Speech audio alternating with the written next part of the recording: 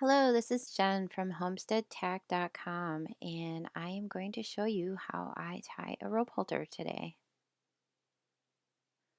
Some tools and supplies that you will need would be a lighter, a pair of scissors, a yardstick, and approximately 18 feet of rope. I do not recommend polypropylene, but I do understand that's probably all that you can find locally. If you want a really nice halter, you can order polyester or nylon yacht rope online, either from myself or from other suppliers. There's really only two different kinds of knots that make up a rope halter. The most common would be the double overhand knot on the left, and then there is the Theodore knot, which sits below the chin on the right. So if you are going to make an average horse-sized halter and follow along with me, you can download your worksheet. The link will be below the video. And we're going to practice the double overhand knot now.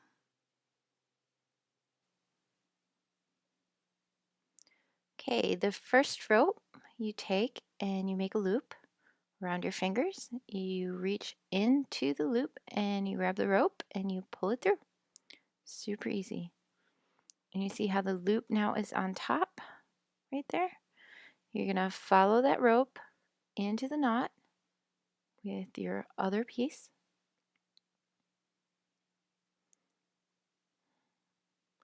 And see how I hold the rope and I use my thumb and finger to make a tunnel underneath that loop. Make your second loop, reach under, grab the end and feed it through the hole you made with your finger and your thumb. Super easy. And that's how you make a double overhand knot my way, the easy way.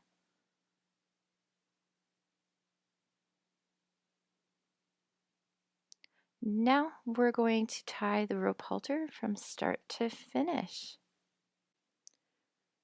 First, you need to measure in 6.5 feet from the end of your rope. This will be the short end. Make your first overhand knot. Next, you're going to need to measure 10 inches for the noseband and make your second overhand knot. And this is going to be the long end. So the green end of the rope is the long end and the pink end is the short end. Very, very helpful later on. So double check your measurements, make sure it's just 10 inches. Now we're going to set up for the Theodore knot. Take the long end, the end on your right hand side, and make a loop. Always try to keep your knot nice and neat. Now grab the short end, the pink side, and feed it through the loop underneath the X.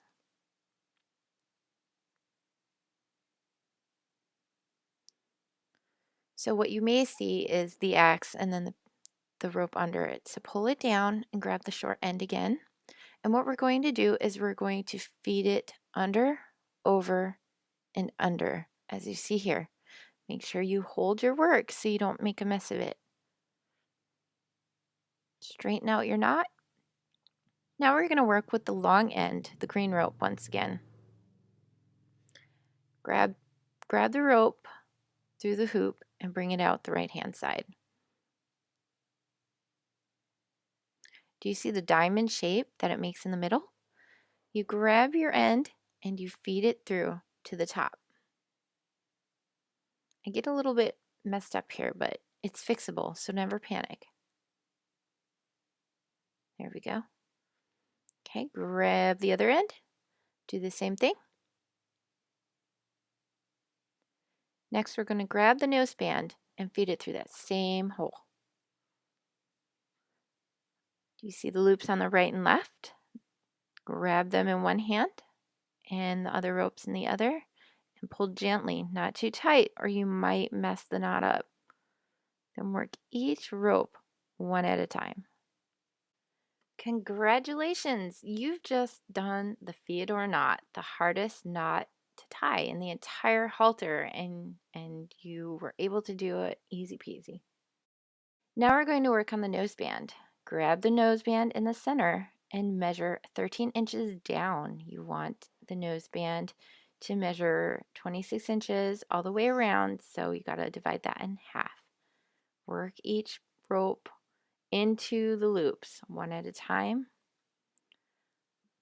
Even up your knots and work the second rope the same way by pulling the slack out one move at a time.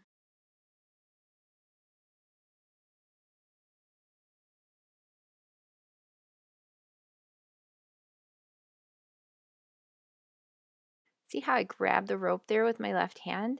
That makes sure the knot stays stable.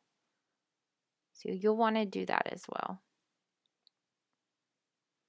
Now the noseband is proper size. We're going to work on making the loops under the feeder knot the correct size as well. So lay your knot noseband down.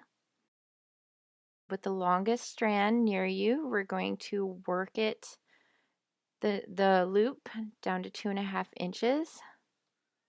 2.5 to 3 inches is fine. See how I hold the ropes in my left hand to maintain the stability of the knot and just work the rope one move at a time. Now we're going to do the same with the pink rope, which is the shorter end. We're going to grab that and follow it through and make it the same size as the green loop. And once again, holding my ropes for stability, working it one move at a time.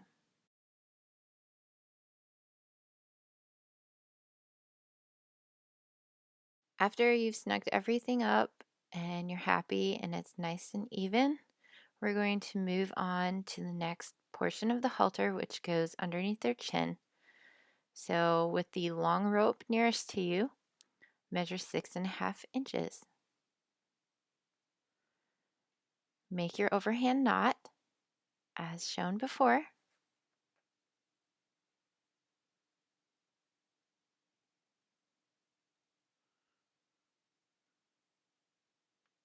Flip over your work to get a nice even knot. Use your finger and thumb to make your tunnel.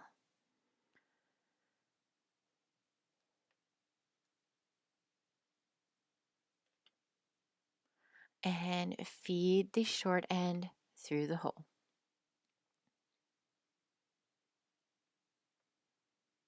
Now I'll probably do the rest of them faster, but that was just so you could see it nice and clearly.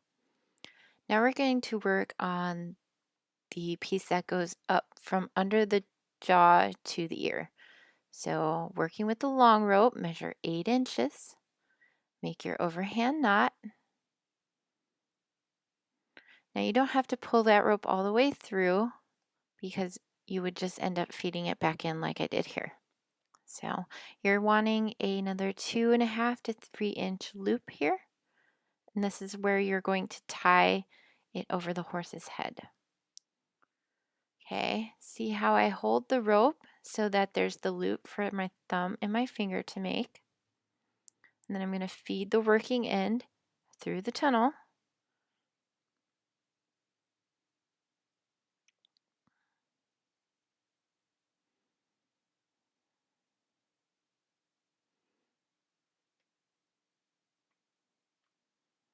The next piece I'm going to make is the left cheek piece. So find the left nose knot, which would be the pink knot in this example. And you're going to take your working end, the green end, and you're going to feed it through the knot following the other rope.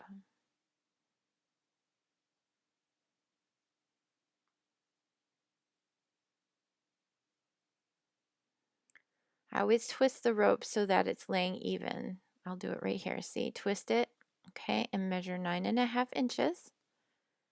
And then hold the ropes in your left hand.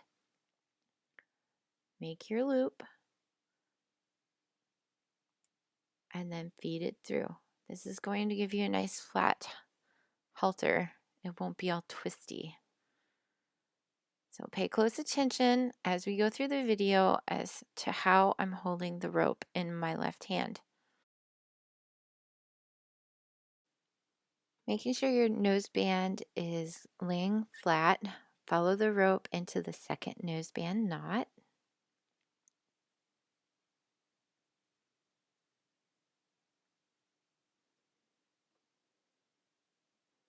Now I'm going to kind of flip it over and hold it the other way so that the loop is there for me to put my finger and thumb through. Loop the rope around, reach around, grab the rope and feed it through the hole. Makes it so much easier when you do that. Okay, snug it up and make sure it's even.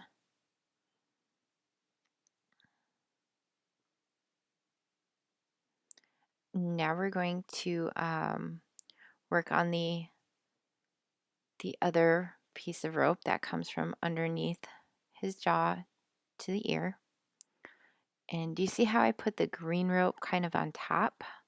If you make your knot this way, it'll help the halter not twist. Super special trick there. Now I'm going to do the other cheek piece. And just as before, we're going to follow it, the other rope through the hole.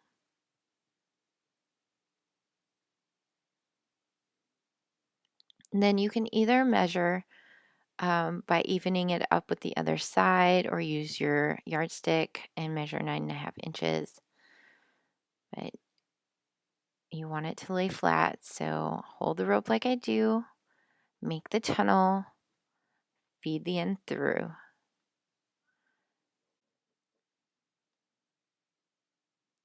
Okay, now one more knot to go and you're done. You don't have to put a knot at the end. I just do because I think it looks nice and it keeps the two ropes together. So measure out 28 inches.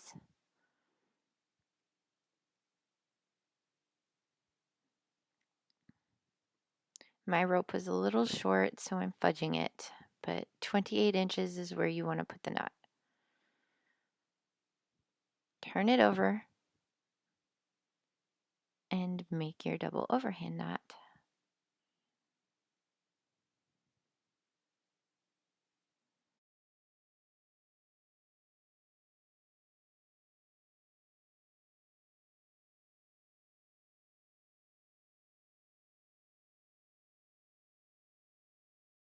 Lastly, let's finish off your halter.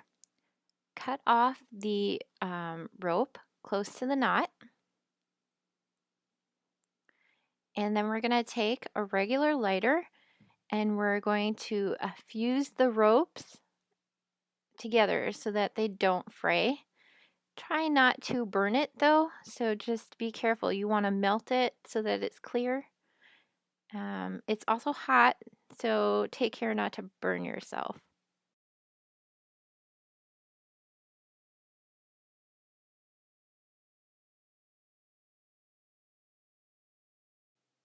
Great, thanks for watching.